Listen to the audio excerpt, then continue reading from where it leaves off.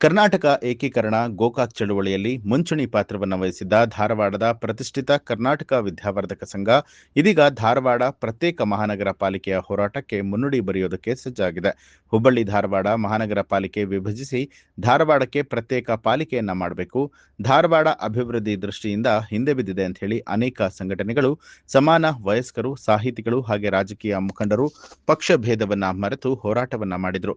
ಈ ಹೋರಾಟದ ಫಲವಾಗಿ ಸರ್ಕಾರ ಧಾರವಾಡ ಪ್ರತ್ಯೇಕ ಪಾಲಿಕೆಯನ್ನ ಘೋಷಣೆ ಮಾಡಿತ್ತು. ಆದರೆ ರಾಜಕೀಯ ಮೇಲಾಟದ ಕಾರಣ ಇನ್ನೂ ಕೂಡ ರಾಜ್ಯಪಾಲರಿಂದ ಅಧಿಕೃತವಾಗಿ ಇದಕ್ಕೆ ಅಂಕಿತ ದೊರೆತಿಲ್ಲ. ಇದರ ಮಧ್ಯೆ ಮಹಾನಗರ ಪಾಲಿಕೆಯಲ್ಲಿ ಅಧಿಕಾರದಲ್ಲಿರುವಂತಹ ಬಿಜೆಪಿ ಧಾರವಾಡಕ್ಕೆ ಪ್ರತ್ಯೇಕ ಪಾಲಿಕೆ ಬೇಡ, ಇವರ ಮಹಾನಗರ ಪಾಲಿಕೆಯನ್ನೇ ಬೃಹತ್ ಮಹಾನಗರ ಪಾಲಿಕೆಯನ್ನಾಗಿ ಮಾಡೋದಕ್ಕೆ ಠರಾವು ಪಾಸು ಮಾಡಿದೆ. ಬಿಜೆಪಿಯ ಈ ನಿರ್ಧಾರದಿಂದ ಮತ್ತೊಮ್ಮೆ ಧಾರವಾಡದ ಜನ, ಸಾಹಿತಿಗಳು, ಪ್ರತ್ಯೇಕ ಮಹಾನಗರ ಪಾಲಿಕೆ ಹೋರಾಟಗಾರರು, ರಾಜಕೀಯ ನಾಯಕರು ಮತ್ತೊಮ್ಮೆ ಒಂದಾಗಿ ಹೋರಾಟ ನಡೆಸೋದಕ್ಕೆ ಹೊರಟಿದ್ದಾರೆ.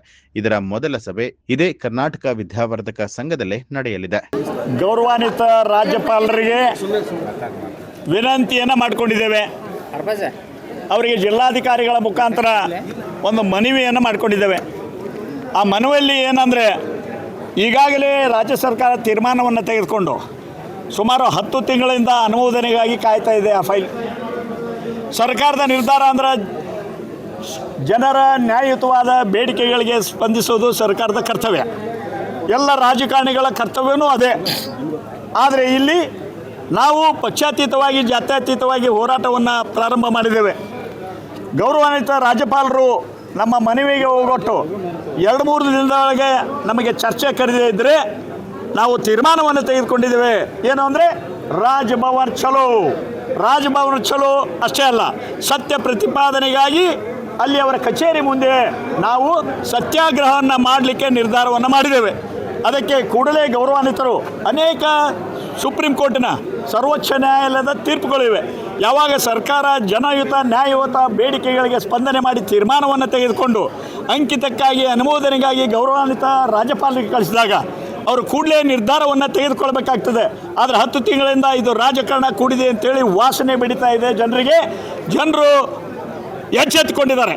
ಅಷ್ಟೇ ಅಲ್ಲ, ಹೋರಾಟವನ್ನು ಮಾಡಬೇಕು ಅಂತ ತೀರ್ಮಾನ ಮಾಡಿದ್ದಾರೆ.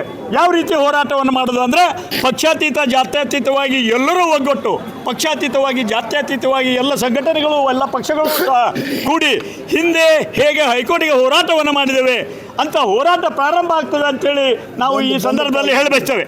ಆಕಸ್ಮಿಕವಾಗಿ ಜನಪ್ರತಿನಿಧಿಗಳು ಅಷ್ಟೇ ಅಲ್ಲ, ಕಾರ್ಪೊರೇಟರ್ಸ್ ನೋಡಿ ಜನರಿಂದ ಆಚೆ ಬರ್ತಾರೆ. ಜನರಿಂದ ಆರಿಸಿ ಬಂದು ಅವರ ಎಲ್ಲ ಫೋಟೋ ಒಂದು ಮುಂದೆ ಅವರ ನಿಂತು ನಾವು ಮಾಡೇವಿ ಅಂತಾರೆ. ಈಗ ಅದಕ್ಕೆ ವಿರೋಧವನ್ನು ವ್ಯಕ್ತಪಡಿಸ್ತಾರೆ.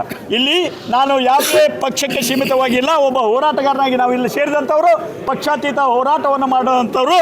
ಅದಕ್ಕೆ ಕೂಡಲೇ ಎಚ್ಚೆತ್ತುಕೊಂಡು ನಿರ್ಧಾರವನ್ನು ಮಾಡಿದರೆ ನಾವು ಸರಿ, ಇಲ್ಲದೆ ಹೋದರೆ ಧಾರವಾಡ ಬಂದ್ ಅಷ್ಟೇ ಅಲ್ಲ, ಗೌರವಾನ್ವಿತ ರಾಜ್ಯಪಾಲರ ಕಚೇರಿಯ ಮುಂದೆ ಸತ್ಯ ಪ್ರತಿಪಾದನೆಗಾಗಿ ಸತ್ಯಾಗ್ರಹವನ್ನು ಮಾಡಲಿಕ್ಕೆ ತೀರ್ಮಾನವನ್ನು ಮಾಡಿದ್ದೇವೆ. ಇವತ್ತು ಧಾರವಾಡ ನಗರವನ್ನು ಪ್ರತ್ಯೇಕ ಮಹಾನಗರ ಪಾಲಿಕೆಯಾಗಿ ಸರ್ಕಾರ ಘೋಷಣೆ ಮಾಡಿ ರಾಜ್ಯಪಾಲರ ಹತ್ತಿರ ಅನುಮೋದನೆಗಿರುವಾಗ ಮತ್ತೊಂದು ಠರಾವು ಮಾಡಿ ಜನರ ದಿಕ್ಕು ತಪ್ಪಿಸ್ತಕ್ಕಂಥ ಮಹಾನಗರ ಸಭೆ ವಿರುದ್ಧ ಆಗಲಿ, ರಾಜ್ಯ ಸರ್ಕಾರದ ಒತ್ತಾಯವನ್ನು ಮಾಡೋದಾಗಲಿ, ರಾಜ್ಯಪಾಲರಿಗೆ ಒತ್ತಾಯ ಮಾಡಿ ಈ ಒಂದು ಮಹಾನಗರ ಸಭೆಯನ್ನ ಕೂಡಲೇ ಧಾರವಾಡ ಮಹಾನಗರ ಸಭೆ ಮಾಡಬೇಕು ಅನ್ನುವಂಥ ಒತ್ತಾಯಕ್ಕೆ ಇವತ್ತು ಸಭೆ ಕರೆಯಲಾಗಿತ್ತು.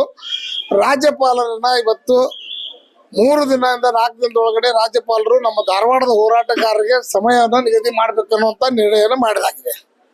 ಅಕಸ್ಮಾತ್ ಒಂದು ಆಗದೇ ಇದ್ರೆ ಮುಂದೆ ಧಾರವಾಡ ಬಂದ್ ಕರೆ ಮಾಡುವಂಥ ಯೋಚನೆಯನ್ನು ಸಹ ಹಾಕಿಕೊಂಡಿದ್ದಾರೆ ಅನ್ನುವಂಥ 2ನೇ ನಿರ್ಣಯ.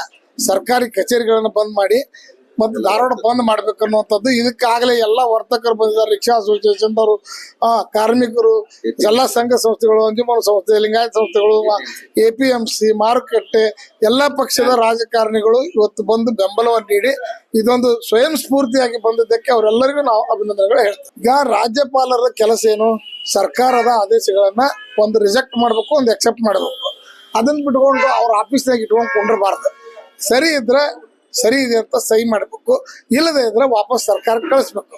ಇದು ಯಾವುದು ಆಗಲಾರ್ದನೆ ಈ ರೀತಿಯಾಗಿರೋದಕ್ಕೆ ಜನರಿಗೆ ಇದು ಜನರ ಸರ್ಕಾರವೋ ಅಥವಾ ಇದೊಂದು ಏನೋ ಡಿಕ್ಟೇಟರ್ಶಿಪ್ ಅನ್ನುವಂಥ ಸಂಶಯ ಬಂದಿರೋದ್ರಿಂದ ಇವತ್ತು ಸಾರ್ವಜನಿಕರು ಎಲ್ಲರೂ ನಿರ್ಣಯ ಮಾಡಿದ್ದಾರೆ. ಕೂಡಲೇ ಇದನ್ನ ರಾಜ್ಯಪಾಲರು ಮಧ್ಯಸ್ಥಿಕೆ ವಹಿಸಿ ಕೂಡಲೇ ಸಹಿ ಮಾಡ್ಬೇಕನ್ನೋಂಥ ಒತ್ತಾಯ ನಮ್ದು.